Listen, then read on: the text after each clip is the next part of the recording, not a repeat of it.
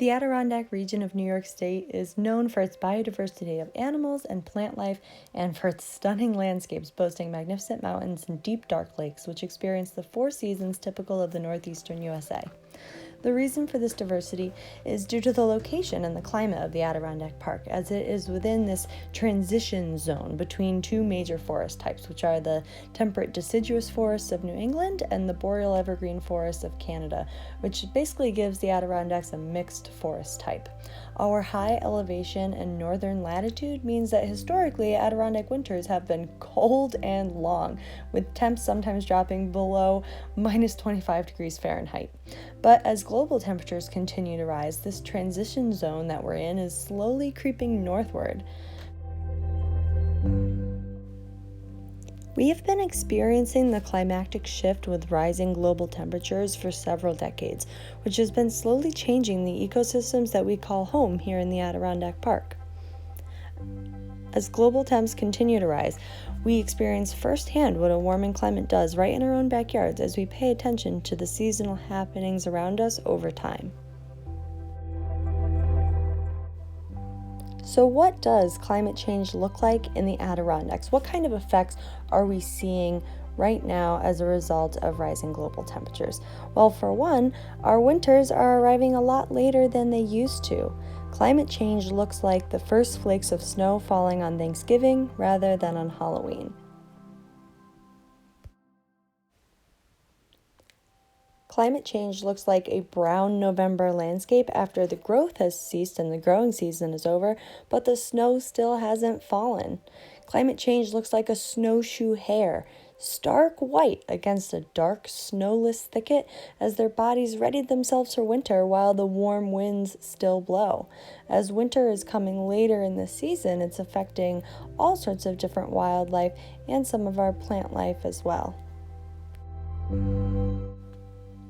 Climate change can also look like a scenic ferry ride across Lake Champlain, knowing that only a few generations ago, our grandparents couldn't always take the ferry because the lake was frozen solid. In the image that you're seeing now, you're looking at a graphical representation of what's going on with Lake Champlain and its ice.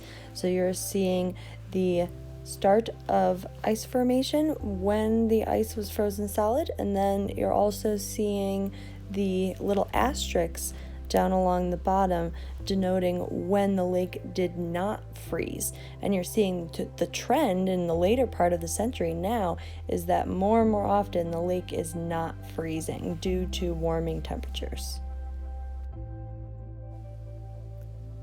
Climate change also looks like yellow-spotted salamanders migrating way earlier than they used to, like in early April versus late April as rain begins to fall instead of snow.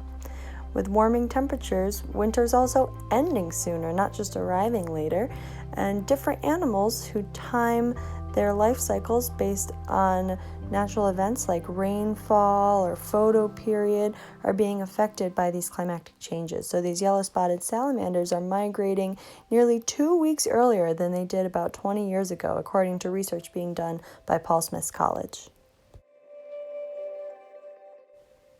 Thousands of people come to the Adirondack Mountains every year to enjoy the beauty of the natural world here and get out there and hike these amazing mountains. But climate change also looks like crawling ticks on hiking pants, as the range expands northward every year with warmer temps that allow them to survive the winter in areas where they previously could not. Climate change looks like a challenge, but it also looks like this.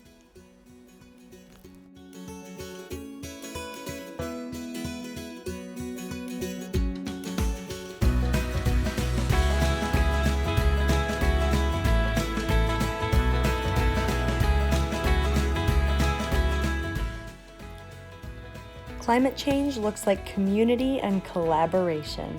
Climate change looks like teamwork and transformation.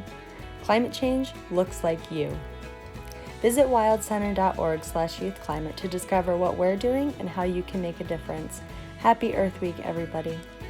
And thank you for joining us for another episode of Lunchtime Live presented to you by the Wild Center of Tupper Lake, New York.